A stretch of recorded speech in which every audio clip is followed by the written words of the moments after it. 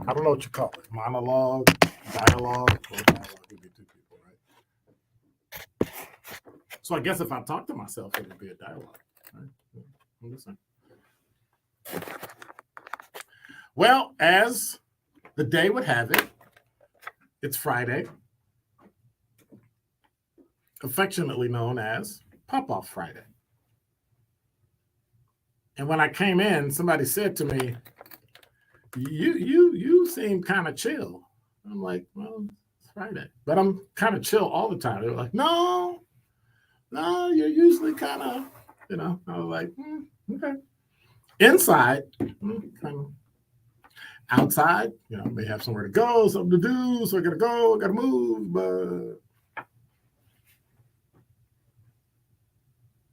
unfortunately, that's not the same for everybody.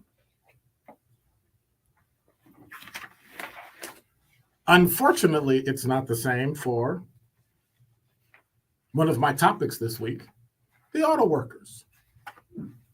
Well, as life would have it, they extended the strike.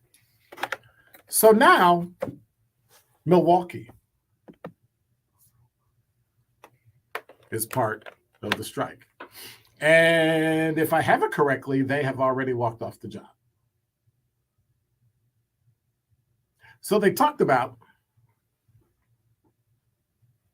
walking out of 38 General Motors and Stellantis plants in 20 states that include the faculty of can't even rewrite, a facility on Milwaukee's South Side. And so that facility has about 100 people in it. Well, as we can say, it used to have 100 people in it because they have effectively gone on strike. And so I thought about that and I said, what is the effect that that's going to have on Milwaukee?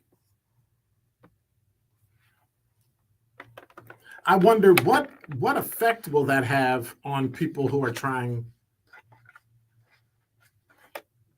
to work?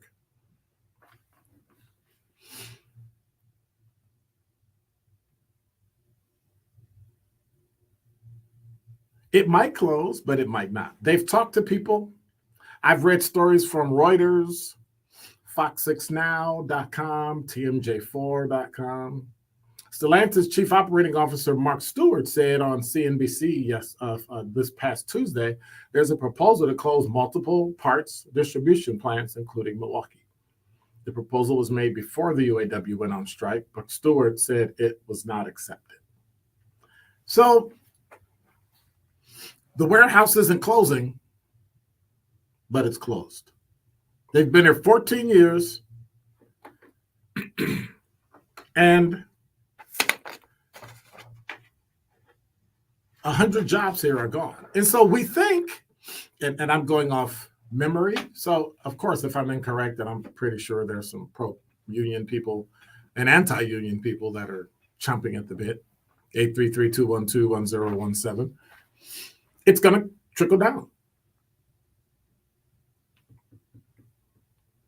And when it trickles down, there won't be any parts. So the question is, if your car breaks, and Stellantis is one of the big three automakers behind Jeep, Ram, and Chrysler brands, and you need a part in Milwaukee, what do you do? The Mopar plant, 3280 South Clement in Bayview, has about 100 UAW represented people in the warehouse in non-supervisory white-collar positions. So what do we do? So I have to get a part, and now I can't get the part for my Jeep, Ram, or Chrysler brand, so I have to go to where? I don't know where you can go, because if all the plants shut down and there's no distribution and there's no parts, how does my car get fixed? How do I move around when we're taking cuts in public transportation? And I think it's unfortunate because we now live in a right now economy, a right now community. Everybody wants everything right now. When I eat, I want it now.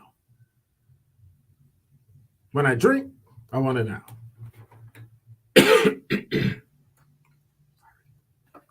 When I sleep, I'm gonna go sleep right now. We have instant turn on TVs. I mean, not that we watch TV. We have instant turn on phones. I mean, and now that's going to trickle down to what? Auto parts, workers in auto parts stores. So if I can't order the part because there's nobody at the plant to sell me the part wholesale, so I can take it to the store and sell it to the car. Okay. So we're at a point now where the cost of fixing your car may go up significantly based on whether or not you can find the part. And so now we'll go after what? Those not those originally manufactured parts, but those extra parts. And so I like to see things on TV when they say, hey, you can get this and we'll pay for your parts. And that's great. But the parts are so cheap that if you put them on a car, they may not warranty them, or they might warranty them. Who knows? So there's something to be said about a union making a part. Like some places with unions, I'm like, hey, do you really need a union for that? Probably not. And then there are other places where I think you need it. Like, I don't think you need a union to, and this is just my opinion, the views expressed are not necessarily those of Good Karma Brands and 1017 The Truth, but I don't think you need a union in Starbucks. I mean, they get paid pretty good. And of course, no matter what you pay somebody, it's never any good because they always want more. But by and large, on average, they get paid decent to make a drink, to clean the floor, clean the table, and benefits if you work 20 hours a week or something like that. I'm not sure because I've never worked for Starbucks, but that's what I heard. I don't think you need a union for Starbucks. I'm questionable as to whether or not you need a union for law enforcement and firefighting. But it is what it is. And it's there. So take advantage of it. And so before you call and say, hey, did you take advantage of a union when you were there? Yes, I did. Personally, I think I paid a little too much for too little. But that's just me. I tend to waver depending on the job. Now, if I were climbing outside some building and worked for, if I was a line person, I don't know what you call those folks that work on those high, those electrical lines, you need a union. Because I can see the wind blowing and stuff happening, and somebody says, hey, we got to get this line fixed. And you're like, if I go up there, I'm going to get blown off and I might get electrocuted. Nope. Go up there, you're fired. I can see a union stepping in on that. But I think we need to be careful. We need to be careful when we leave good union jobs in solidarity of other people. Like if I were an actor, would I actually leave because the writer's strike is on strike? Probably not. So let me see. The average writer gets paid, I don't know, $10,000, $20,000, $30,000 a year. And I'm an actor and I make $5 million a picture. I mean, I get it. But at some point, you have to be careful. And I say be careful because there's only one 3-letter word for you when you turn around, when you leave for the day, when you say, hey, I'm out of here. I'm showing solidarity and I'm on strike. You might want to think about your job because you might just be turning around and saying to the building and your job, bye. And that is Dr. Ken's Truth on the new 1017 The Truth. Do you need a way to uplift your fellow woman? Have you ever wished you could do more to serve your community, but just don't have the time? You can do this and more by helping Good Karma Brands support women build through Habitat for Humanity. And all you have to do to help is donate. The link to donate will be open until September 30th. Just go to MilwaukeeHabitat.org. Again, that's Women Build at MilwaukeeHabitat.org.